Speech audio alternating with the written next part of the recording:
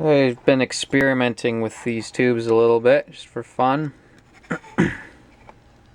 These are 3V4 battery powered tube radio tubes.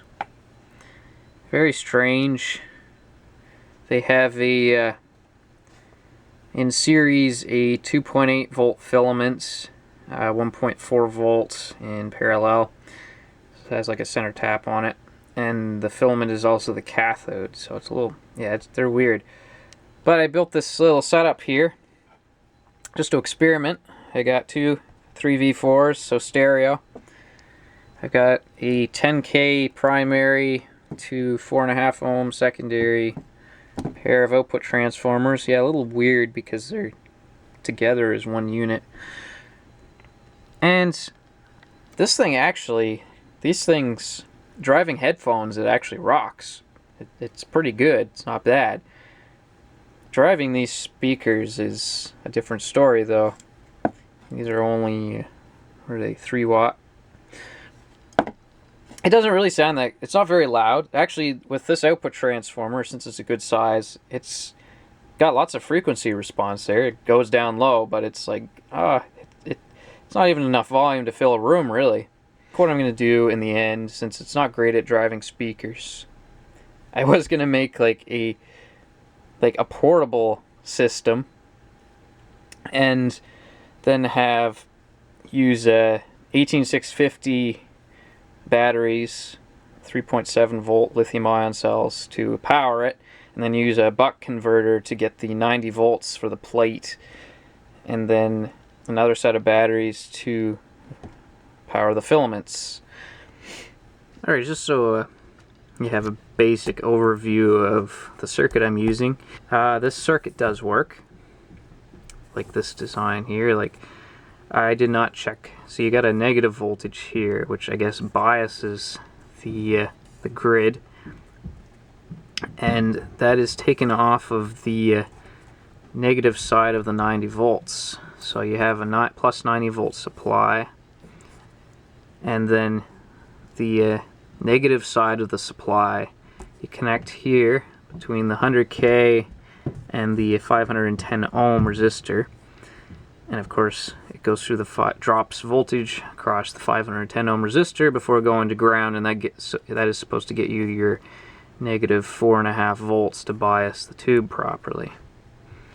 So there's your filaments there. 1.5 volts comes in through the center tap of the filaments, which are also your cathode, and then they go to ground. And you got plate and screen for 2 and 3 pins. For this, going to the primary of the transformer, and 10K is what it says in the data sheet. On the input side, you have the grid as pin 6, and then I'm going to have a volume pot here, DC blocking cap. Yeah, that's pretty much it. It's very minimal. I'm surprised it actually works as well as it does. And like I said, for driving speakers, like it didn't have a whole lot of volume, which I expected it wouldn't, just because, I mean, you get like 1/4 of a watt out of these tubes. Filaments pins are 1, 5, and 7, and 5 is the where you put your 1.5 volts, and then the 1 and 7 are tied together, goes to ground. Very, very simple. Yeah. I'm gonna go hunt for the other output transformers that I can't seem to find. I think I know where I put them. I put them in a box. They're a bit smaller than the other ones.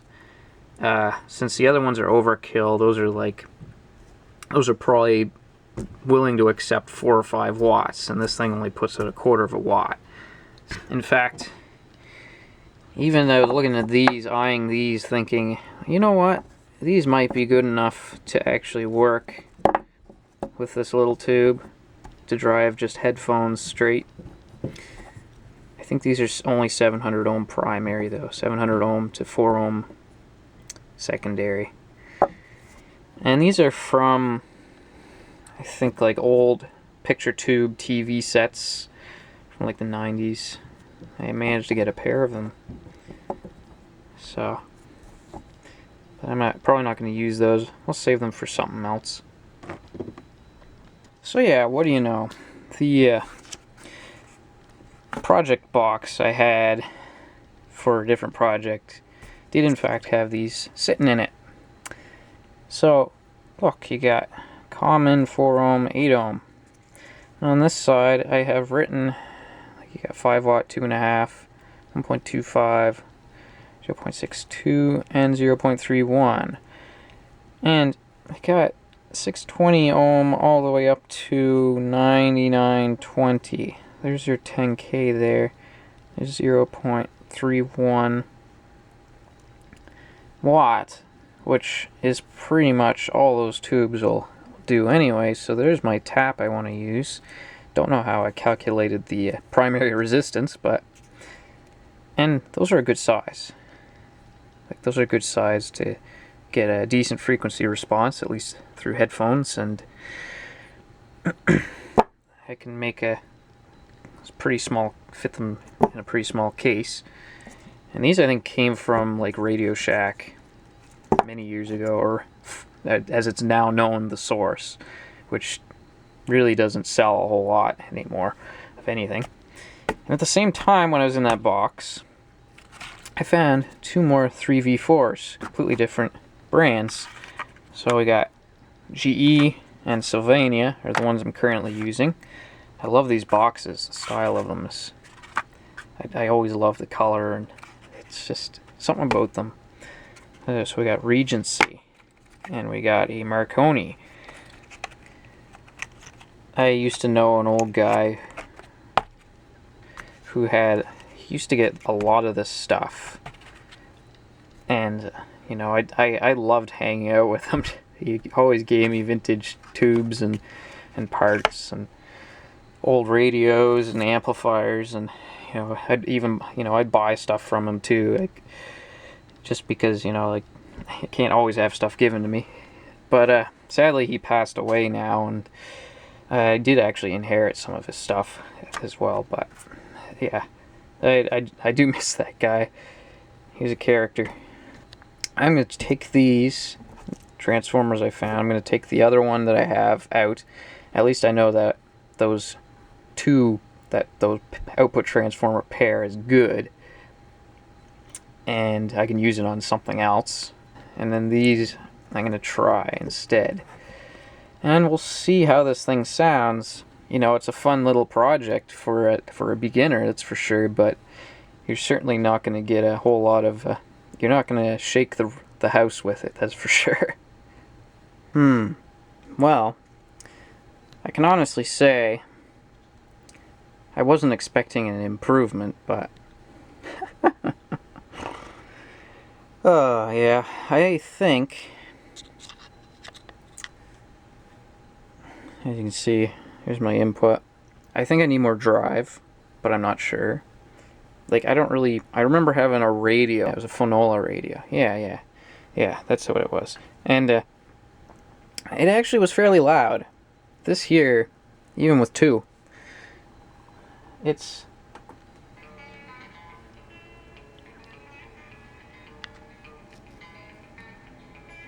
like a mouse. Stereo mouse. At least these are a lot smaller than, you know, this thing.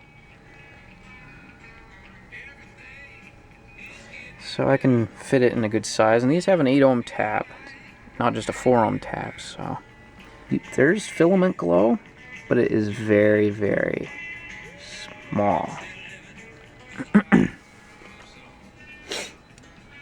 So over here we got measling 1.5 volts, and that current draw is at 200 milliamps because each section of the filament is 50 milliamps. So you take 2 tubes, there's 100 milliamps per tube, 2 tubes, you get 200 milliamps, and that's spot on with 200 milliamps.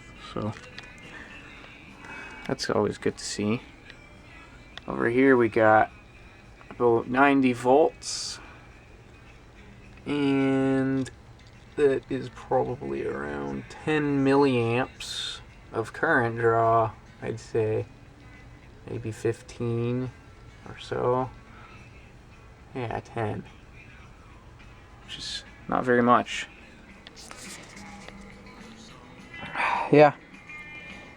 I think that for driving speakers, I mean, they're really not that impressive.